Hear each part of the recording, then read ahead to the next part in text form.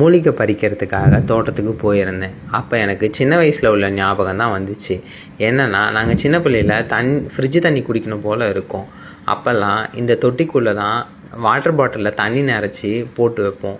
ஒரு மணி நேரம் கழித்து அந்த தண்ணி எடுத்து குடிக்கும் போது அவ்வளோ கூலிங்காக இருக்கும். இந்த இடம் ஃபுல்லாக வேப்ப மரம், மாமரம், கெடாரங்காய் மரம், பப்பாளி, வெற்றிலை கொடி, இந்த மாதிரி இந்த இடம் ஃபுல்லாகவே மரம் சூழ்ந்து இருக்கிறதுனால இந்த இடம் எப்போவுமே குளிர்ச்சியாக இருக்கும். இந்த வெற்றிலை கொடி எவ்வளோ ஒசரத்துக்கு படர்ந்துருக்கு. இந்த இடத்த ஒரு வாட்டி வந்துட்டுனா இந்த இடத்துக்கு விட்டு போகிறதுக்கு மனசே வராது. ஏன்னா இந்த இடம் அவ்வளோ ஒரு அமைதியாக பறவைகளோட சத்தத்தோடு இருக்கும்.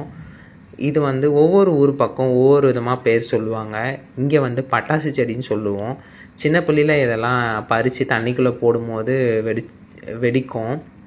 இந்த செடி தோட்டம் ஃபுல்லாக படர்ந்துருக்கு. எனக்கு அந்த பழைய ஞாபகம் தான் வந்துச்சு. நானும் அதை கொஞ்சம் பறித்து தண்ணிக்குள்ளே போடலான்னு சொல்லிட்டு பறிச்சிருக்கேன். வாங்க போய் போடுவோம். இந்த இடத்துல பக்கத்தில் தான் ரோடு இருக்குது. இருந்தாலும் பெருசாக எதுவும் வண்டிலாம் போகாது. இங்கே நல்லா கவனித்து பார்த்தீங்கன்னா பறவைகளோட சவுண்டெல்லாம் நல்லாவே கேட்கும்.